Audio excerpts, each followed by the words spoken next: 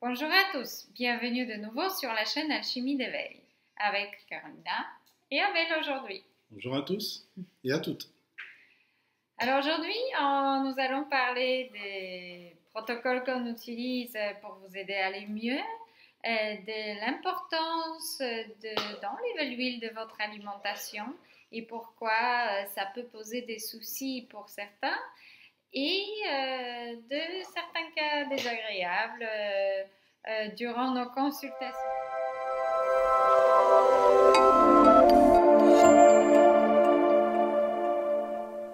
Dans cette vidéo, nous allons parler d'une de mes dernières consultations et de nos grandes décisions que nous prenons par la suite et que ça n'a rien à voir parce qu'on y réfléchit depuis un petit moment puisque j'ai beaucoup trop de travail en ce moment et j'arrive plus à faire tout.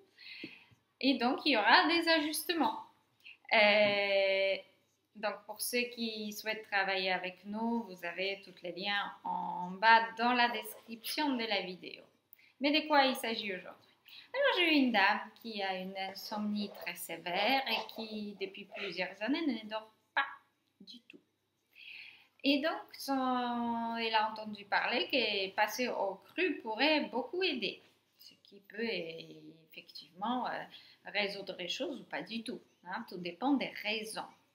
Alors, tout n'est pas clair dans l'histoire, on ne sait pas trop d'où ça vient et ce qui pourrait déclencher probablement des chocs émotionnels suite à un décès. Et donc, la cause, je dirais, n'est pas tellement physiologique, mais vraiment émotionnelle. La personne, elle a fait un joli travail déjà là-dessus, mais le problème est toujours le même, elle ne dort pas. Et donc, en écoutant ce qu'elle mange dans la journée en tant que cru, je me rends compte tout de suite que en fait, la plupart de ces calories provient de la graisse. Et ça pose des soucis. Et beaucoup d'huile dans tout ça. Alors, pourquoi ça pose des soucis? Notre corps est fait pour vivre des sucres. Toutes nos cellules ont besoin de métaboliser les carbohydrates crus ou cuits pour fonctionner. Alors, lorsqu'on nous essayons à forcer notre corps d'utiliser la graisse, on cause beaucoup de problèmes. L'alimentation cétogénique, elle peut avoir sa place dans les cas très sévères sous surveillance médicale et dans les cas extrêmement précis et jamais à long terme puisque le microbiote est effectivement très alterné par cette alimentation-là et on ne peut pas faire une alimentation cétogénique végétale, oubliez. Chaque aliment végétal, sauf l'huile, qui est un aliment transformé et raffiné, contient des carbohydrates naturellement. Donc, ce que vous mangez, de l'avocat, des amandes ou des noix de cajou, vous avez beaucoup de gras dedans, mais vous avez également des sucres. Donc, on ne peut pas avoir une réaction cétogénique en consommant les végétaux. Et que énormément de médecins, et là c'est la liste des centaines de noms, d'accord, précisent bien, notamment Dr Clapper avec qui est très clair et positionné là-dessus. L'huile est une mauvaise chose et consommer beaucoup de gras n'aide pas non plus. Nous en avons besoin un tout petit peu, mais notre alimentation devrait être basée sur les fruits, légumes et céréales complètes légumineuses lorsqu'on fait ça cuit. Et pour beaucoup de personnes, manger 100% cru n'est pas une chose réalisable puisqu'ils vont baser leur alimentation sur toute autre chose que les carbohydrates parce qu'ils ne mangeront pas suffisamment de fruits. Donc, il est même mieux inclure la pomme de terre, le riz complet, les céréales complètes pour développer votre microbiote parfait, riche, varié et avoir de l'énergie et une satisfaction au niveau du palais que manger les salades crues arrosées d'huile d'olive. Et donc, je modifie l'alimentation avec cette personne. Première chose, en éliminant l'huile d'olive qui est beaucoup en excès. Ensuite, en éliminant les oléagineux en excès. Et lorsqu'on a un cas aussi sévère et la personne n'a pas dormi depuis plusieurs années, première chose que vous faites, c'est enlever toute la graisse et apporter beaucoup de carbohydrates qu'elle peut gérer. Et dans ces cas-là, on ajoute des pommes de terre qui soignent et qui sont un aliment extrêmement efficace et bénéfique. Oui, certains ont des soucis avec des solanacées. Dans quel sens? On n'est jamais allergique à ce genre de choses. Et beaucoup de personnes qui semblent être sensibles aux solanacées tolèrent très bien les aubergines et pas la pomme de terre, ou ça leur semble d'être comme ça, ou les tomates, mais certaines tomates oui, mais pas les autres, et peut-être un peu de poivron, mais pas trop de ceci. En fait, ça n'a pas de ligne conductrice, si vous voulez. Les solanacées ne déclenchent pas l'inflammation. Ce sont des aliments les plus antivirales et inflammatoires qui existent dans la puissance des plantes. Il faut le bien comprendre. Donc, la réaction qu'ils créent dans notre corps est une très bonne réaction de booster notre système immunitaire pour nous défendre des pathogènes qu'on a à l'intérieur. Alors, ça ne vous fait pas réfléchir qu'au vide, en ce moment, notre atmosphère et nos corps sont bourrés de virus qui n'ont pas été créés par la nature. Et pour s'en défendre, le corps crée une réaction immunitaire qui n'est pas auto-immunitaire. Elle est bien dirigée vers quelque chose. Donc, votre corps n'est pas bête pour d'un coup attaquer la pomme de terre ou la tomate. Ce sont des très puissants anticancers. Alors, ces aliments ont leur place dans notre alimentation. Dans le cru, ce que nous pouvons consommer cru. Dans le cuit, la pomme de terre et les aubergines ont leur place également, cru ou cuisiné, et apportent énormément de bienfaits. Vous savez, on en a déjà parlé, la pomme de terre est un aliment complet qui peut nous fournir toutes sortes de nutriments et nous pouvons vivre de la pomme de terre très très très longtemps. Et j'ai vu des résultats remarquables en dirigeant les gens de 100% cru avec de la graisse vers un peu de cuit en incluant les aliments qui soignent et en éliminant les graisses. Et on a eu des résultats beaucoup plus rapides et beaucoup plus efficaces qu'en 100% cru gras parce que les gras, ce n'est pas la chose la plus facile à digérer pour notre corps. C'est des aliments les plus difficiles. Et l'huile est une forme raffinée de graisse. Et bio, vierge, la plus chère au monde, ça ne change rien, c'est de l'huile liquide. Voilà, pression à froid, ça sert à rien. Ils sont évidemment, si ce n'est pas une pression à froid, c'est littéralement toxique. Non, et comment ils mettent un joli truc dessus, toujours. Donc, même si votre huile d'olive il est crue et vierge, ça ne veut pas dire qu'il est sain pour vous. Ça épaissit le sang et ça crée beaucoup de problèmes circulatoires et votre foie en est littéralement plombé. Donc, tout ce qui est des cures ou des nettoyages du foie ou des calculs biliaires avec de l'huile, on crée des sacrés problèmes. Et Dr Klaper explique ça très très bien scientifiquement. On ne peut pas les faire sortir avec de l'huile. Et si ça bouge dans votre conduit de vésicule biliaire, tout simplement vous allez finir aux urgences à l'hôpital et on va vous opérer. Hein, donc les calculs ne peuvent pas sortir à l'aide de l'huile de votre vésicule biliaire. C'est complètement une aberration. Mais bon, les purges à l'huile sont extrêmement répandues dans le mouvement hygiéniste et ce n'est pas bénéfique pour notre corps. Donc oui, on bouscule déjà énormément de croyances. Mais il faut savoir qu'enlever l'huile, et l'huile est une substance qu'on appelle dans la langue anglaise SOS, donc Salt, Oil and Sugar. Ce sont les trois additifs alimentaires qui vont tricher notre cerveau, même si ça reste naturel si vous voulez. Qu'est-ce que ça fait? Que lorsqu'on enlève le sucre raffiné, le sel et l'huile, ou un des trois, la personne va avoir une très grande résistance, elle se met même en colère et ce n'est pas la première fois que ça m'arrive. Donc la personne en question, quand on enlève l'huile d'olive, elle revient vers moi en disant je ne comprends pas votre raisonnement, je veux remboursement de ma consultation parce que vous me faites manger sans graisse. Mais on ne peut pas avancer mieux et avoir d'autres résultats que de changer ce que vous faites. Si ça ne fonctionne pas jusqu'au-là, il faut apporter les modifications. Je ne peux pas tout expliquer en 1 heure. Évidemment, je ne peux pas expliquer le fond de mon raisonnement parce qu'on va déjà prendre 1 heure. Et la consultation dure 1 heure, ou 1 heure et un peu de minutes, mais pas 3 heures. Ce n'est pas un cours sur la nutrition. Donc, soit vous faites confiance, soit vous ne faites pas confiance dans notre travail. Alors, ce que je voulais expliquer ici, c'est qu'on arrête des consultations. C'est que lorsqu'on fait un travail sur la nutrition, je prends vraiment les gens pour quelques semaines et on avance ensemble. On travaille sur vos menus, on ajuste les choses et là, on obtient des vrais résultats. Et moi aussi, j'ai le temps et l'espace pour m'engager et travailler avec vous individuellement. Et c'est toute une formation pour apprendre vraiment les bases nutritionnelles. Après, autre chose, c'est évidemment la formation pour ceux qui veulent devenir les thérapeutes. Mais ça, c'est 2 choses différentes.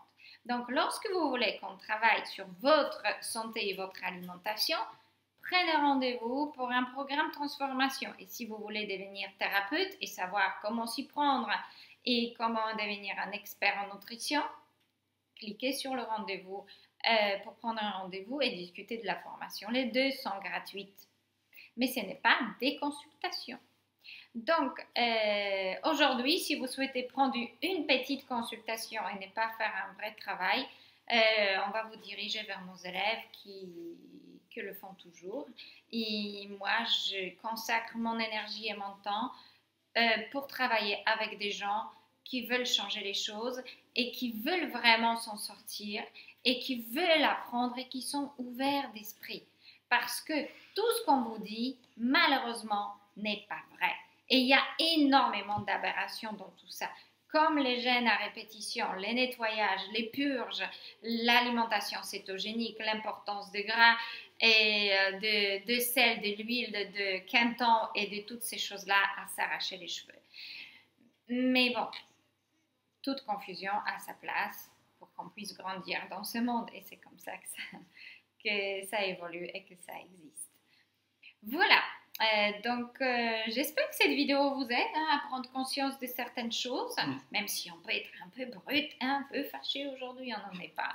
Mais on va vous encourager toujours d'avancer plus loin, d'avancer d'une manière efficace et il n'y a pas un Saint Graal, ni 100% cru, ni 100% ceci, ni les nettoyages à répétition ne sont pas un Saint Graal. Il faut voir ce qui se passe à l'intérieur de vous, il faut voir les raisons et appliquer un mode alimentaire, un mode de vie dans son ensemble qui conviendra à votre cas et à votre l'environnement et à ce qui se passe à l'intérieur de vous, y compris le système digestif, parce que 100% cru n'est pas possible pour certains systèmes digestifs, tout simplement. Exactement.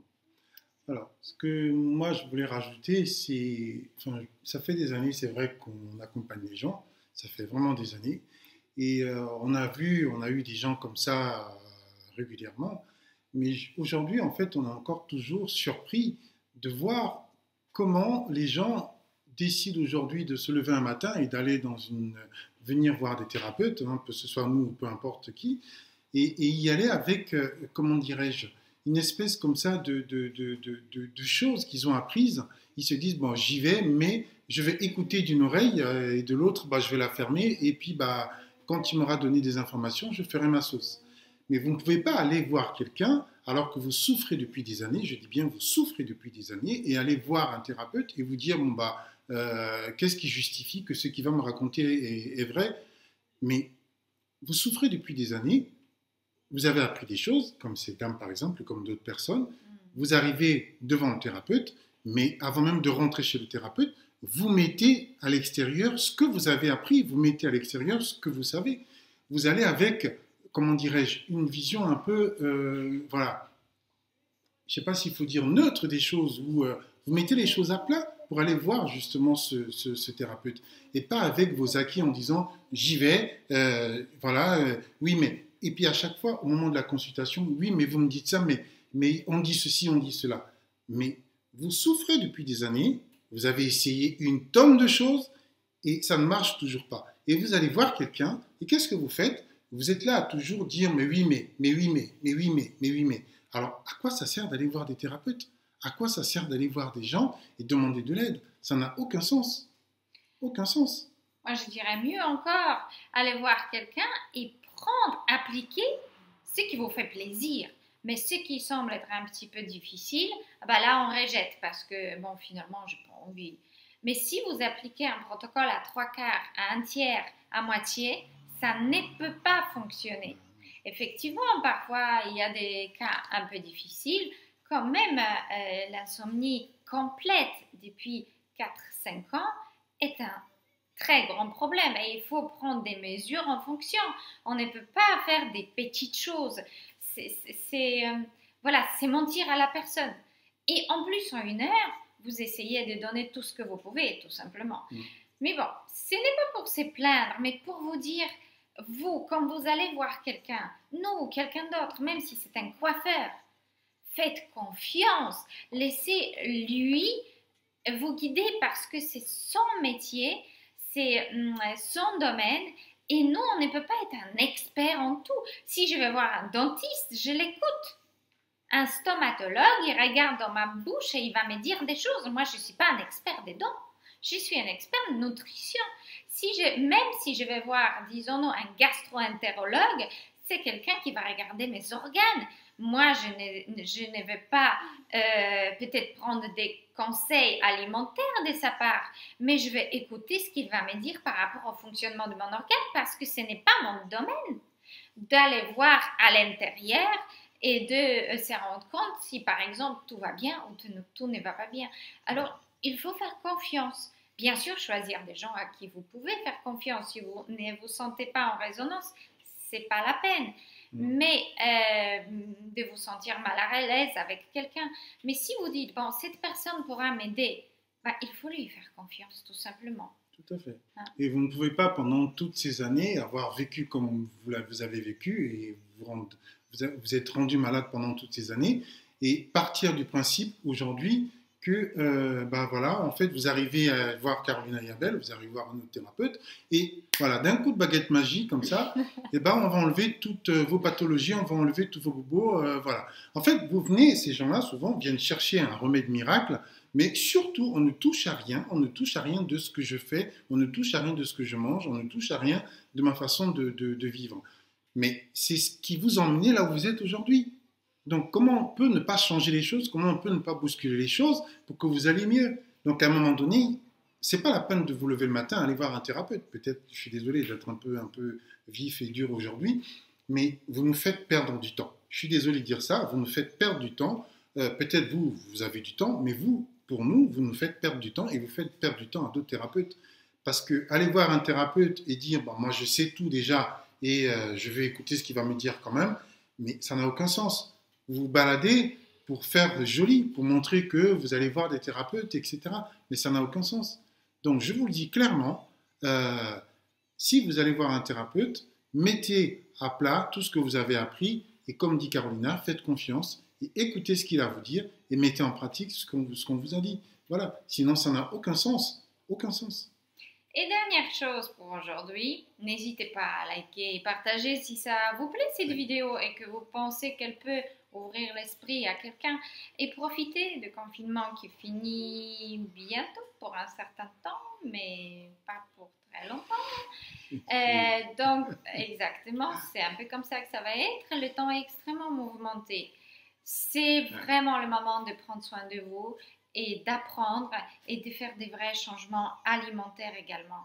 Si vous souhaitez faire un saut quantique au niveau de votre alimentation, n'hésitez pas à prendre rendez-vous pour le programme Transformation. Et si vous souhaitez changer votre vie et avoir un métier différent, et les gens en auront très besoin, parce que l'industrie animal et alimentaire dans la viande est en train de finir sa vie, tout simplement, il va falloir faire des grands changements pour tout le monde. Et c'est là où l'alimentation végétale, crue ou cuite, il faut apprendre les deux, pourra être extrêmement bénéfique. Et c'est une seule solution pour rester à l'abri des problèmes de santé. Et aujourd'hui, même, voilà, beaucoup de médecins disent clairement, si un cardiologue n'est pas un vegan, c'est un petit message d'Angleterre, si vous voulez, il y a quelques jours. Si un cardiologue n'est pas un vegan, ça veut dire qu'il n'a lu aucune étude et qu'il ne connaît pas la littérature, tout simplement. Voilà ce que je pourrais vous faire transmettre aujourd'hui. Alors, amusons-nous un petit peu encore, oui. Hein, des temps libres. Restez bien chez vous et à très très bientôt sur notre chaîne avec Carolina et Abel. Au revoir. On est heureux de vous voir aujourd'hui tous les deux. À bientôt. Au revoir. Au revoir.